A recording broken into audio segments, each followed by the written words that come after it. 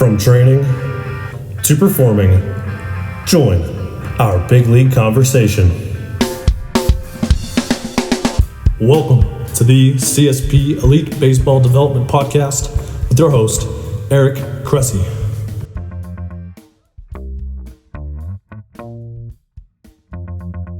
Welcome back to the CSP Elite Baseball Development Podcast. I'm your host, Eric Cressey, and this is episode 37. We've got an awesome guest from the CSP Florida staff, a new addition to the team that we're really excited about. I think you're going to really pick up a ton with respect to not just hitting mechanics, but in particular approach, particularly as you work towards the higher levels of baseball performance. Today's episode is brought to you by Lumberland Company. Step up to the plate this holiday season and knock your gift out of the park. Lumberland has something for every fan in your life. Their baseball bat mugs are fully customizable with engraved text and even photos. The mugs hold 12 ounces of beverages, and their team and player mugs are perfect for showing true fandom all year round. Their new release baseball bat bottle openers are a unique and practical stocking stuffer. Any baseball fan will love using these to crack open their next drink in style. Team designs and custom engravings are also available. I've used these several times for gifts for baseball fans in my life, and they're always a big hit. This Friday, check out their website for exclusive Black Friday savings on bat mugs and bottle opener. Visit lumberland.com. That's www.lumberland.com and cross holiday shopping off your to-do list. Today's guest was drafted out of the state of Texas by the Boston Red Sox in the 5th round of the 2007 draft. He was a three-sport athlete in high school and was originally drafted as a shortstop, but the Red Sox converted him into a third baseman while in the minor leagues. He went on to make his major league debut in 2012 with the Red Sox and won a World Series in 2013. Over parts of 6 MLB seasons, he also played for the Padres, Brewers, and Rangers. He retired last year with 43 career home runs. Just this summer, he joined the Cressey Sports Performance Florida staff as our hitting coordinator, and he's instantly become a hit with a lot of our athletes ranging from the youth levels all the way up to the professional ranks. In this podcast, you'll quickly realize why that's the case. Please welcome Will Middlebrooks to the show.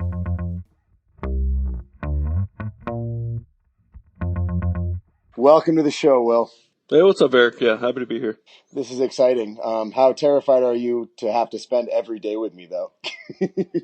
I think I'm going to make my schedule where I only see you like 3 days a week. Exactly. I know, and Wednesdays, if I'm there post like 1 p.m., I won't have to deal with you. Well played. You already know the tricks of the trade.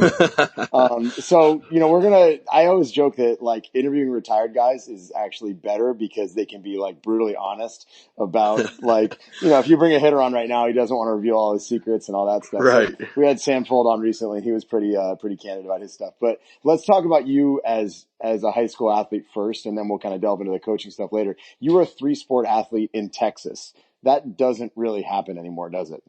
No, I mean, everybody's so specialized now. They play one sport year-round, if they can. Like in Florida, you're lucky enough where you have the weather to play baseball year-round. Mm-hmm. I'd never even once thought of doing that. I think that just goes back to my dad, and he played a ton of sports growing up, and, he introduced everything to me. He didn't force me to play anything. He introduced everything at a young age. I loved anything that had to do with a ball, anything athletic, competitive, I was in. So yeah, if I could play it and I had enough time, I would make it happen. We always talk to athletes about like, if you build the broad foundation, like the specific skill development in the context of your sport becomes much easier later on. Did you find that was the case as you started getting into more like advanced hitting approaches and mechanical ideas and things like that they came quicker when you were 17, 18, 19, as opposed to, if a lot of your counterparts who were probably getting those things thrown at them at 13 when they had a really narrow base? Yeah, for sure. And I think like the era I was in, I guess I graduated high school in 2007, so specializing in sports wasn't really happening that much. I mean, you get to the bigger cities, Dallas, Houston, there's those kids that play baseball year round or basketball year round, but it wasn't like it is now. Like you didn't see it that much, especially in small town East Texas where I grew up. Mm-hmm. Everybody did everything because that's just how it was. That's all we knew.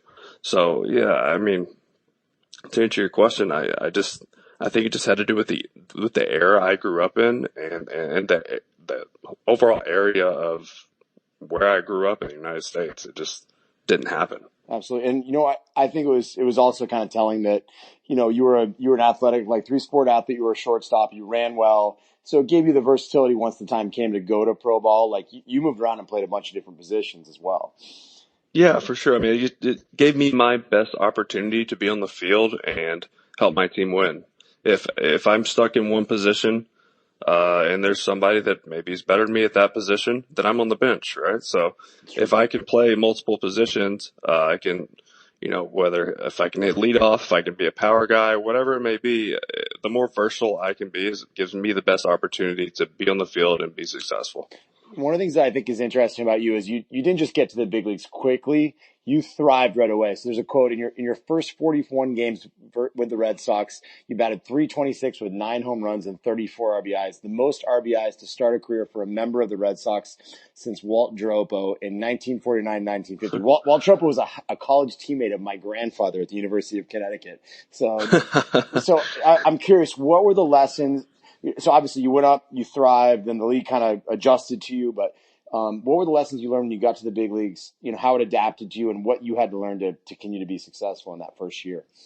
Oh man, I think just always being ready to adapt, never get complacent, and just learn every day, whether that's from the veteran players around you, whether it's your coaching staff, who most of those guys played in the big leagues and had successful careers themselves, or just even your opponents, watching video. I mean, there's so much in front of you to learn from every day. It's just can you open your eyes and be a sponge and soak it all in, and really take every day, go to bed every night and look back and say, how can I get better today? What did I do wrong? Just be brutally honest with yourself, I think, was something that I found to help me out a lot, was being able to look in the mirror and say, this is what I do really bad, and how can I get better?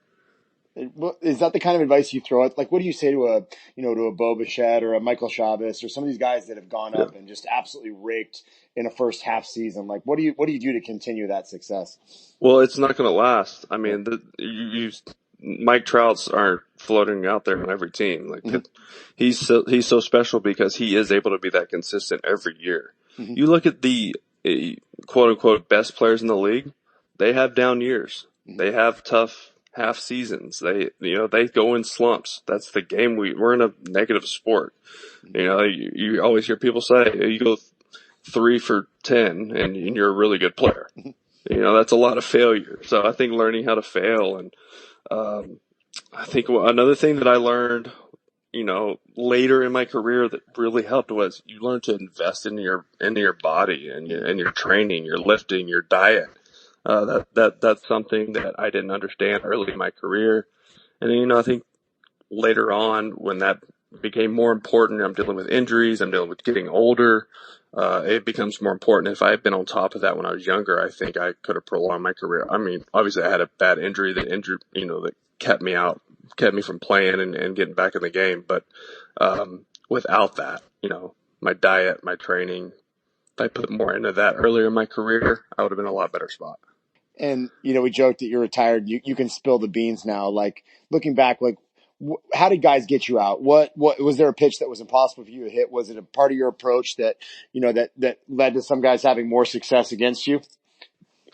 I would never say there's like anything impossible to hit. I mean, everybody has trouble with the hard slider. It's not made to be hit. It looks like a fastball by the time especially with higher velos, guys throwing 92 mile per hour sliders is a joke. You got Syndergaard doing that on a daily basis. Well, by the time the ball gets to a certain point to the plate and you have to make a decision to swing, it still looks like a fastball.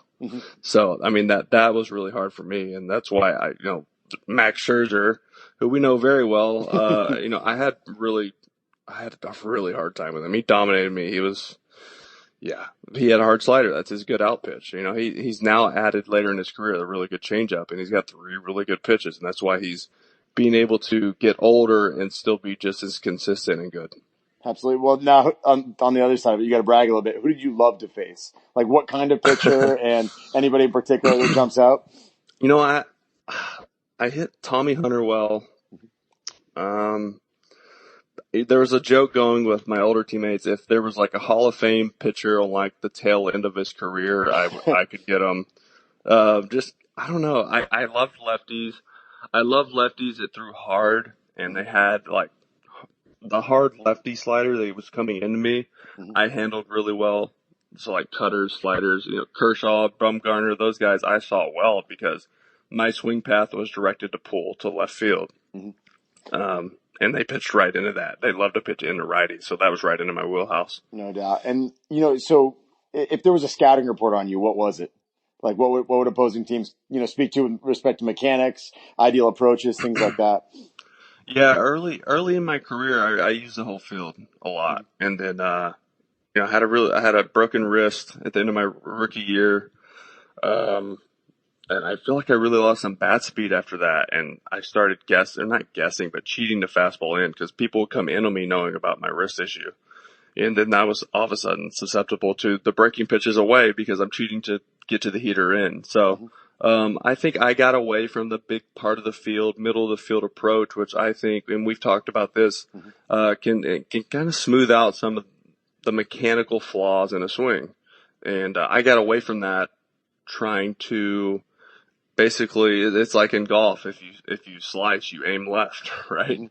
So I was trying to like correct my issues in game, and you just can't do that. Let's delve into that a little bit more because that was super intriguing to me. We sat down with one of our minor league guys the other day, and you actually dropped the line. Approach can smooth out a lot of mechanical issues, and it kind of led into the discussion in the middle of field approach. So elaborate for us. How can approach smooth out mechanical faults or challenges? I just think guys fall in the trap of, all right, I'm facing a righty on righty.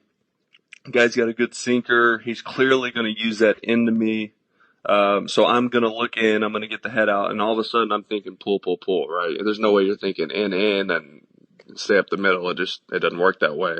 So all of a sudden your mechanics are long, you're long to the ball, everything's moving you directionally to the left side of the field. And, if he throws anything but that pitch, even if he throws that pitch, you're probably yanking it foul because that's what he wants. He wants to sink it in there and let you yank it foul. But then he gets to his slider, cutter, whatever, even a fastball away, you're in trouble because everything's moving to left. All right. So let's get to the middle of the field. If he comes in, it's probably going to run off the plate. So I'm going to lay off it if I'm looking middle of the plate, middle of the field. So anything over the big part of the field, I'm doing damage. Now, if he does go to off speed and I'm staying up the middle of the field, I'm able to stay on that pitch because my direction and energy of my swing, everything is moving up towards the middle of the field where the ball is coming from.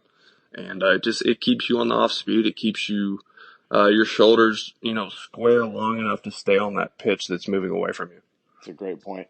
And I'm, hitting has changed a lot in the past few years, right? Dating back to when you made your debut, but how would your approach be different in 2009? If you had your 2012 bat speed, pre-injury compared to what it was back then. I mean, do you see yourself as a guy who would have changed with it, or were you a little bit ahead of your time and that's what explains some of your early success? Yeah, I think I may have been ahead of it. I had really good coaching in the minor leagues, with guys helping me develop an approach. And we talked about the other day with the kid in the office. I really didn't develop a really good approach or playing at the plate and become somewhat consistent with it, at the plate until I was in, Double A. And I had my first really good year, hit over 300, hit 18 homers, hit over 80 RBIs. And last month of the season, I went to Triple A. So those numbers were in 5 months. And that was the first time I really developed an approach. I was actually facing really good pitching. You get to Double A, you actually see prospects with, you see guys throwing hard, you guys can start to locate. And I really it opened my eyes to say, okay, look, it's not just about talent and athleticism anymore. It's beyond that. It's more of a cerebral game. I need to have a plan at the plate. And okay, so we can develop that all we want, but the consistency was the key thing for me, and focus on being able to keep that and not change when I have a couple bad games. You even said something in that conversation, which was full of like these good nuggets. You said your goal was to be locked in for 80% of your at-bats. I think like everyone on the planet, thinks mental skills, you got to be there 100% of the time. And if you have 5 plate appearances, they're not all going to be pristine, right? Right. Yeah. I mean, like 80%. Of course, yes, we want to be locked in every pitch. That's just, it's unrealistic. Now I can look back and say that because, even being around really good players in my career, they would say the same thing. Like, look, you're going to throw away X amount of at-bats every year. It's just how the game is. You're in a rut, you're in a slump.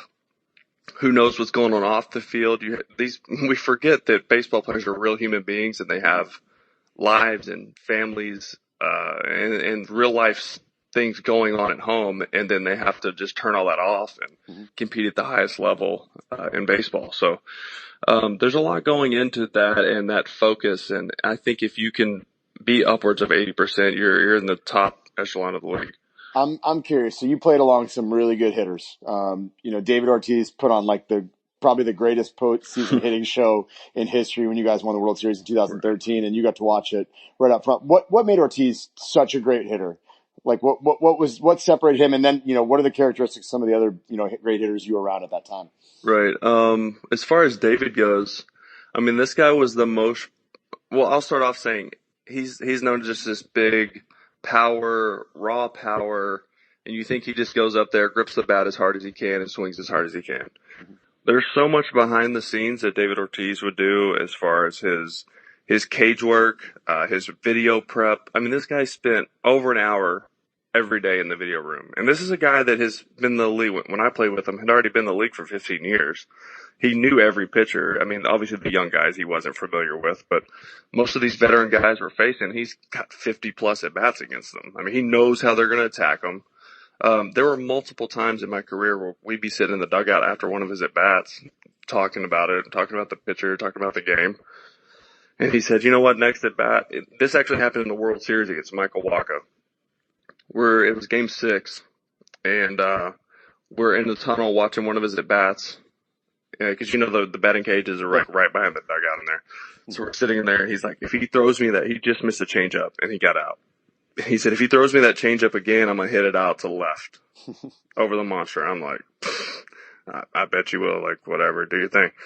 So his next at bat, I'm watching it because that's in the back of my mind. I'm like, I wonder if he can pull this off. This is game 6 of the World Series. It's not like a backfield game in spring training. And Michael Wacha, he's pumping 96, 97, throwing a really good downhill changeup. It just kind of falls off the screen. It's nasty. And first pitch of the at bat, 96, like top of the zone, and he fouls it straight back, like dead on it. I'm going, okay, he's told me he's looking for a changeup. And he just fouled 90, like dead on 96 at the top of the zone. Next pitch, changeup, pulls it foul like a mile. And I'm like, this is unbelievable. A couple pitches later, he hangs another changeup and he hits it out over the monster. This is in the World Series, and he literally told me, and no one believed me. I'm like, he literally told me he's going to hit a changeup out, and it just blows my. That's how good and prepared, and it's just back to his work, and he knows exactly how they're going to attack him. In certain counts, he can narrow it down to what he's going to get, and then just his natural ability to do what he does with his mechanics, with as much movement as he has, but he can control his body so much. It was just unbelievable to see in person. That's awesome. A lot of people are calling baseball ugly now because of the crazy high strikeouts and home runs. There's a big time move towards the shift. They're blaming these factors for, plus, the length of games for the declining attendance, all that stuff. Where do you see things going from a hitting standpoint in the years ahead? Like, obviously, fastball velocity's off the charts. Like, pitch design's taking over. The stuff is really, really good. Like, what do you think the next step is on the hitting side of things? I would love to actually hear these people say how's a home run ugly? Yeah, it's only if you're a pitcher, right? Or Yeah. how's a strikeout ugly? It's if you're a hitter. But, yeah, I mean, that's just where the game has gone. That's the era we're in right now. We're launch angle era, power era. Everyone wants to throw hard. Everyone has a program to throw harder. Everyone has a program to swing harder and hit the ball further. That's what everyone wants right now. All right. That's not going to last. I don't think that lasts because we're having a ton of injuries. Yeah. Number one, injuries have always been there, but I feel like, and I think you can speak on the spike in arm injuries starting at age 12 on now. Yep. Absolutely. Because everyone looks on TV and sees triple digits, and they're going to go out and throw as hard as they can, regardless of their mechanics or if they take care of their arm, whatever it may be. They just want to go out and throw as hard as they can. and then throw a slider off that as hard as it can. It's just not good for you. So Yeah. I think the game eventually gets back. I mean, I'm not going to say like old school baseball, but I think speed gets back in the game. Mm-hmm. I think small ball becomes a part of the game again in the next 10 years. You see it in the playoffs. We know important baseball games are won. Yes, home runs. I know the era, like I said, we're in. Home runs and power are still playing a big part in the game, but in the playoffs, we saw guys bunting guys over. We saw hit and runs. You didn't see that during the regular season, so it's interesting to see guys do it in the biggest games of the season. Well, they know it works. It's the root. It's pure baseball. It's what it is. I think we get back to it once teams, like I said, start realizing that guys are being run into the ground and that are not lasting as long. These big investments they're having to make into players, the last 3 years of the contracts are just a waste of money because their bodies are broken down. I'm curious, like, I listened to a good podcast with Doug Lotta not too long ago, and he was talking about, like, there's the infatuation with exit velocity and launch angle, and you'll see guys that fall in love with basically a hit on a screen that looked terrible mechanically and would never actually play in a game. Like, they're selling out for something that wouldn't be sustainable in the context of competition. You obviously were around high level hitting for a long time as a pro, but I'm curious now that you're dealing with, kids from, really 13 all the way up into the college ranks plus our pro crowd. Like, are you seeing a trend with this? Like, guys that are selling out for 95 mile an hour exit velocity at age 16, but they literally couldn't hit anything in a game? Like, is it scary to you? It is. And if you go, and not to knock on Perfect Game because they do a lot of cool stuff, but to kind of hit on what you just said is, like, you go watch them take a infielder's velo across the infield. They don't even care where the ball goes. They can throw it in the stands and they get a number one ranking because they threw it as hard as they could, or they had the highest velo. That is a complete joke to me. Like, if the guy doesn't catch it before the base runner steps on the bag, he's safe. So I don't care how hard you throw it. I saw that on some videos because there's a couple kids I was working with, and I was watching their video from their showcase, and the kids are literally like crow hopping and throwing balls 20 feet over the first baseman's head, but they don't care because it's 91 miles an hour. It's just the most ridiculous thing. It doesn't translate to anything successful in a baseball field. Well, and they're getting praised for it too. That's the challenging part. Exactly. What happens when they go out and make 4 errors and go 0 for 4 with 3 punch outs? Like, they aren't ready for that failure because they've never experienced it. That's exactly right. So, actually speaking, kind of to, I guess, turnarounds from failure, is you were part of one of the most impressive turnarounds in Major League history, right? So 2012 was, somewhat of a debacle in Boston. And then 13, obviously a huge turnaround. And it wasn't just like a win-loss thing. It was also very cultural. So what do you think the biggest difference was between 69 and 93 to 97 and 65 with a World Series win? Veteran leadership. I mean, our core group of guys changed a little bit. I mean, we still had Pedroia and Poppy and those guys in 2012 when we struggled. Obviously leadership up top as far as managerial change from Bobby Valentine, to John Farrell. But it started in spring training. Johnny Gomes came in, Mike Napoli came in. These guys made a big difference in our clubhouse and our culture, like you said. And we said from day one in spring training, we were all just hanging out, talking in the clubhouse, like, hey, let's just go win this thing. And, it sounds absurd and like, how could that work? But for some reason, everyone just bought into it and we got really close. And, we had the marathon bombings happen in Boston that year and, gave us a little more purpose than just playing for ourselves. And, the name on the back of the jersey. You're playing for a city that was hurt and down and needed an escape from watching the news just about someone attacking their freedom and their city. And we took that personally. So that just gave us a little bit of extra juice to go out every day of that grind of a long season and know it's about something much bigger than us winning baseball games. It's about our city and the people that live here who support us. And I think that carried us a lot further than we would have gone without that. I'm curious. You were joking with one of our minor league guys the other day about your first appearance in a World Series game, right? So tell the story. Yeah, I mean, we were talking about fear Yeah. and failure and how just it's paralyzing when you're scared of failing. You have zero chance of reaching any peak of athletic ability or any ability in any field whatsoever. When you're scared, like you said, first time I got in that game, I mean, I felt like my knees were shaking together. It's the biggest game of anyone's life on that field. So, it's just something you have to conquer and get over and realize that like pressure is pressure and everybody's feeling it here. It's a World Series for a reason, and it's one of those situations you're praying a ball doesn't get hit to you because you're like, I feel like I don't even have a glove on right now. It's just all I can do is feel the ground shaking, the people around me.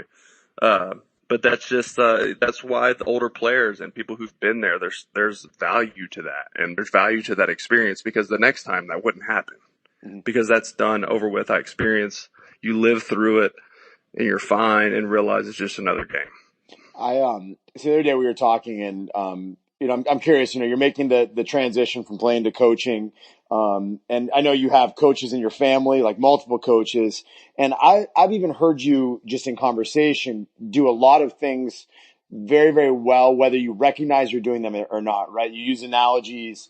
You use external focus cues way more than internal focus cues. Like, you use people's name just in dialogue, things, stuff that usually people have to acquire over the course of time as second nature after years and years of coaching. And you've adapted those really quickly. I'm curious, like, as you reflect on a lot of the coaches and cues you've received over the years, what cues really helped you? What made absolutely no sense to you? Are there things, whether it was learning from your dad or learning from coaches in pro ball, what was it that really registered and really didn't register? I think number one was definitely my dad. I mean, I grew up in the field house with my dad, whether he was an athletic director, just the head coach or OC, whatever it may be. Football was always the main thing. He's coached just about every sport, but football was his mainstay every single year of his career. And I think I've just seen so many people, their lives have just been changed by my dad. Like, there's grown men that still reach out to my dad, or even buddies of mine who still talk about my dad and how stories they have about him. And he's just everything he sacrificed and would put on the back burner just to help a family or a kid. And then the next year they're gone to college, and it starts over, and he does it with another kid, another family, just year after year for, 35 years. And, he's still doing it. So, I mean, he's always had the capability of gaining someone's trust, whether that kid, whatever the background may be, he can always find a way to relate to them and let them trust him. And I think that's the biggest thing with coaching is gaining that trust. As a hitting coach, my best hitting coaches were always the guys who I could tell they hurt with me when I was struggling. And then when I did well, they wanted to party with me. And, it's the guys that are just cookie cutter and feel like they're just there to punch their time card and go home and just get their paycheck. Those are the guys you don't want to be around. Those are the guys you have zero trust. You know that in a meeting, they're not going to pull for you and they're not going to fight for you. The other guys, they would do anything for you. So it all comes down to trust, understanding, and just be able to relate to the kids. What about like the actual cues? Like, something that speaks to characteristics, qualities. Were there things that you heard in the cage that never resonated with you, or like that one aha moment when something really clicked? That's tough. I don't know if I can put my finger on just one thing because I honestly, hitting coaches in the big leagues, are different. They're more there for just support, because so many guys you're professionals and you're paid a lot of money to do your job. So I honestly feel like I learned more from my teammates than I did my coaches in the big leagues. And that's not a knock on my coaches. That's just the nature of the beast and how it is. The hitting coaches do a lot, especially with scouting reports and getting ready for games and all that. But as far as actually sitting down and talking hitting, I did that more with my teammates. And like I said, just using my eyes and my ears and especially as a young guy, you sit and I was blessed with David Ortiz, Jacoby Ellsbury, Dustin Pedroia, like the list goes on and on of veteran guys who were great players for a long time that I got a front row seat to their careers, on the field, off the field, in the cages, in the locker room. You get to know these people. You're around them more than their families. So, I was lucky enough to just be able to sit back and be a student of those guys. So I don't know if I can put fingers on one thing or another, but I think just being able to be around some of the best players in the game was crucial for me. Well, I think that probably speaks to a lot of your work with the pro side now. Is it's probably far more about relating to them and talking approach than it actually is talking mechanics. Would you agree? Yeah, definitely. I mean, I know we were sitting in with a couple guys the other day, and I'm telling you, like, these guys' mechanics are like really, really good. They're better than mine ever were, and these guys are an A-ball. They just got drafted last year. Their swings are so much more advanced. I think there's just so much more to learn out there now. There's so much more at their fingertips for them to just type in something in their phone and pull up just about any video they want on themselves or another player.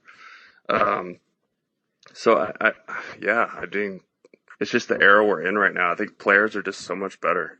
Yeah, you emphasize to those guys too, like you always want to build your plan around what you do well, not necessarily what pitchers do poorly. I mean, give me an example from your career, like that sticks out at you, like where you stuck to your guns as opposed to like maybe having a moment where you worked in contrast to what a scouting report would have told you to do versus a particular pitcher. Yeah, like I said early in my career, like I was really good at just using the big part of the field. So say I'm facing a guy like Justin Masterson, who was just in like the peak of his career. He's throwing 96 mile per hour, like some of the nastiest sinkers I've ever, like the ball looks literally like it would be a foot and a half, 2 feet outside, and it's coming back and it's like middle away. Right? So this guy throws the ball and your eyes tell you it's middle, and you're like, okay, I know it's going to run, so it's still going to be on the plate. And you hit it off your lizard skin, right? and it's just, and then you go back for your next at bat thinking, okay, I got to pull here. Like, I got to get the head out. But those were the situations where I would stick to my guns and say, all right, I got to stick with my plan. Look out over the plate, because he did have a good slider too. He wasn't just throwing the sinker. So, and he mixed it up well to me, but I got in trouble with him when I would give in to his strength, right? Which was, he wanted you to swing at that ball that runs off the plate in, because it looks like it's on the plate. So if I stuck to it and just tried to look out over the plate, stay in the middle of the field, I had a lot of success, because then I could get to his slider and he would hang the slider for me, because he liked to throw it over the plate. So if I was to get pull happy, I wouldn't touch his slider. Absolutely. All right. So you talked about hitter's logs. Who needs it and what should it include? And you even said that you wish you had done it earlier in your career, right? Yeah. So we were forced to do it in the Red Sox organization, up until AA. Once you got to AA, you had the choice, and then AAA that didn't even have it.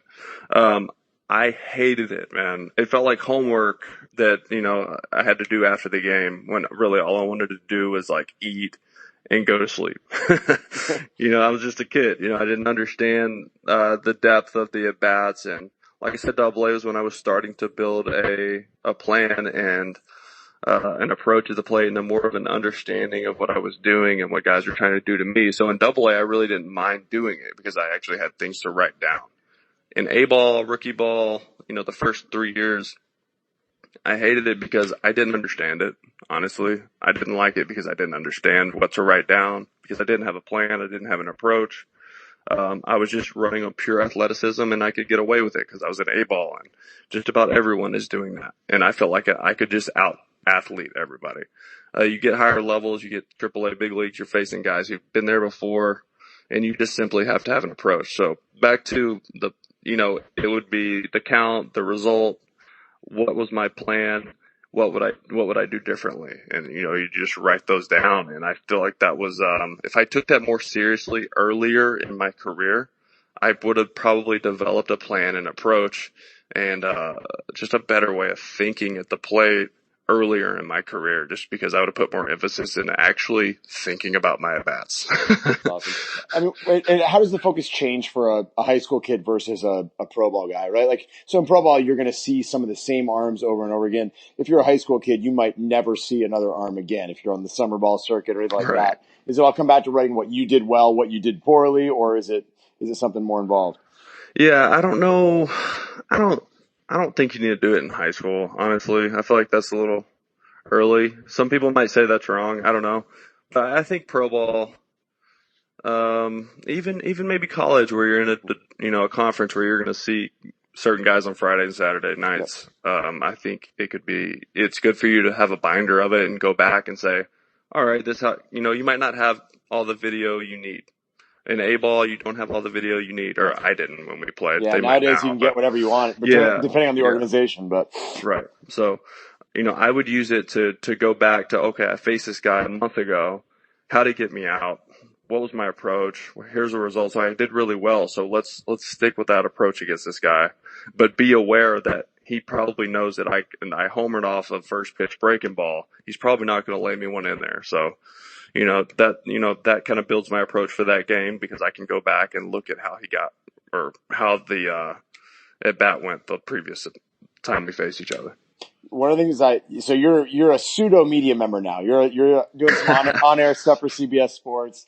Your wife Jenny's obviously in the sports media as well. Mm-hmm. And when you first started doing that, you said to me that you won't be that guy who forgets how hard this game was. Correct. And you also played in the single most challenging sports media market on the planet in Boston. Right. And one of the things I'm really curious about, like you even just talked about it, like, a lot of your struggles had to do with like getting hit by a pitch on your wrist. Like it set you back a lot. It changed your bat speed. It changed the level of comfort you have in at bats. Just in the painting with broad strokes, how in the dark is the media most of the time? Most of the time, it's tough now because, number one, my wife's sitting behind me listening to me, and I'm not going to bash the media. No, but I'm not going to say they're in the but I wouldn't say they're in the dark. I mean, nowadays I feel like they know way more than they ever have. Mm-hmm. There's just so many outlets, so many pressers. There's so many opportunities for them to get information. Mm-hmm. Not everyone's Bill Belichick, and can just stone face and not give you any information. Information gets out now. There's just too many opportunities for it to get out. Yeah. But, as far as like what the players are actually dealing with or actually feeling or thinking, they just don't know, because players, they don't want you to know. Yeah. That's it. Let's just say the average Joe on Twitter probably doesn't know enough to say that a guy sucks. He sucks so bad that he's made it to the big leagues as one of the top 0.005% of baseball players ever to play. Yeah, don't even get me on social media. Don't even get me going on that. That's just, so many people have a platform to say whatever they want, and I get it. That's part of the game. That's fans. Yeah. That's just how it is. That's how people are. So you can't let that get to you. But I don't even. It's a hard question to answer. Yeah, that one's tough about being in the dark, because like I said, there's just so many opportunities for them to get as much information as they need now. Mm-hmm. And people are really good at it, especially in the Boston media market. Like you said, they're so in depth, and most of the time you see these stories come out and you're going, how did they even in the clubhouse, most of the time you're going, how did they know that? So there's always somebody that leaks something, whether it's a player, whether it's somebody working for the team. It just always seems that something always gets leaked. Absolutely. All right. So lightning round. This is the fun part. Oh, geez. These are quick questions. You can be as detailed as you want. Okay. What hitters do you like to watch and why? Ooh, okay. Obviously you got to start with Mike Trout. In my opinion, I think when it's all said and done, he's going to be the best player of all time. Yep. He's already passed Jeter and WAR, which is a complete joke to me, because we all know how good Jeter is. Mm-hmm. But then you have guys like Pedroia. I like the small guys with power, because it's interesting how they generate power. Mm-hmm. Pedroia, not a huge power guy, but I just love how he would grind out an at bat, and just that fight in him of where you're not going to get anything past me. Like, you could literally bounce balls up there and he's fouling them off, and then he gets a knock. I just love those at bats, and because I got to see that in person. Bregman, Altuve, those are two guys. We won't get into sign stealing. I know you're going to say something. We'll leave it alone. We'll leave it alone. Regardless, these guys are really good on the road too. Yep. Bregman's confidence at the plate, I think, is second to none. Mm-hmm. When he fails, nothing phases him. Like, watch his face. He's so even keel. He never rides that roller coaster. I really like that about him. And then Altuve's like a more powerful version of Pedroia. Just a little guy who grinds out at bats, can hit any pitch at his forehead to his shoelaces. He can put a barrel on it, and that's just so fun to watch. All right. Mariano Rivera gave up 71 home runs in his career. Who hit the last one of his career? Oh, yours truly. That's my claim to fame. That's a Jeopardy question someday, right there. I hope so. That's one Jeopardy question I can actually get right. I think your career 1 for 3 off him. Is that what it was? Something like that. I'd blown up bat, ground ball to second, take a strikeout, and then the homer to right. That was the last one he gave up. That's a decent story to go along with that. So he blows the lead, that homer ties it up, hit a homer to right off a cutter away. Shocker, right? and like I said earlier in this, really good players at the tail end of their career, look out. That was your thing. I'm gonna get you. That was my thing. I got petted the day before. You're like the 18-year-old phenom who shows up at the YMCA for the middle-aged man basketball game and just balls and out. Everybody leaves and they're like, who is that guy? Yeah. So back to the Mo story. So he blows the lead. We end up winning extra innings. I come in, there's a Mariano Rivera jersey hanging in my locker, and I'm thinking, all right, this is my second year in the big leagues. I'm still a young guy on a veteran team. Somebody's just messing with me. They got a jersey. That's awesome. I get closer. There's a note, and then the jersey's signed. It says Mariano Rivera to Will, last to wear 42. Best of luck. I was like, geez, this is awesome. Okay. So I open an envelope. There's a note. And it says, "Dear Will, hope you always remember this home run. I know I always will. Best of luck in your career, Mariano Rivera." That's pretty awesome. That's so pro. And then, I saw him the next year, into 2014, because Jeter's last game was at Fenway to end the year. And he came in for that, for throw out the first pitch or ceremony or something. And I'm hitting in the cage before the game. And I just hear someone behind me as I'm hitting in the cage, and it's him. He's standing there, still remembers me, shakes my hand, gives me a hug, asks me how I'm doing. It's just, he's so professional, man. It's just, It was really cool to get to meet him and obviously hit the homer. It's a good story, man. All right, so give teenage Will Middlebrooks some advice. What do you got? Lift some weights, man. Yeah.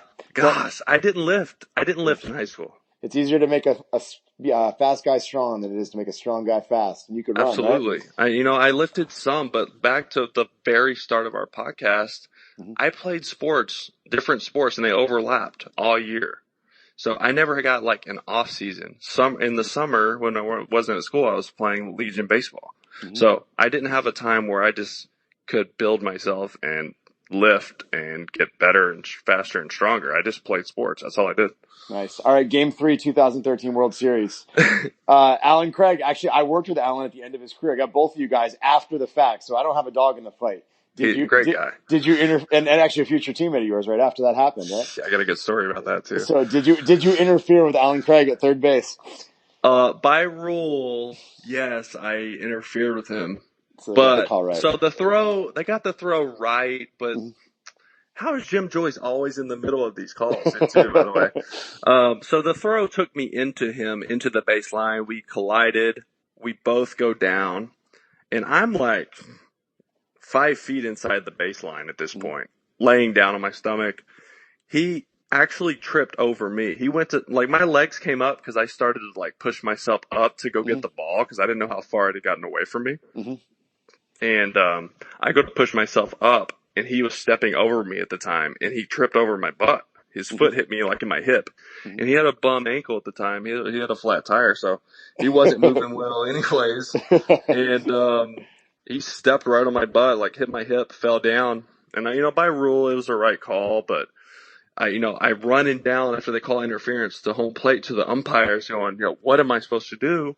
And Jim Joyce looked me in the face and said, and you can see it on the video if you look it up on YouTube.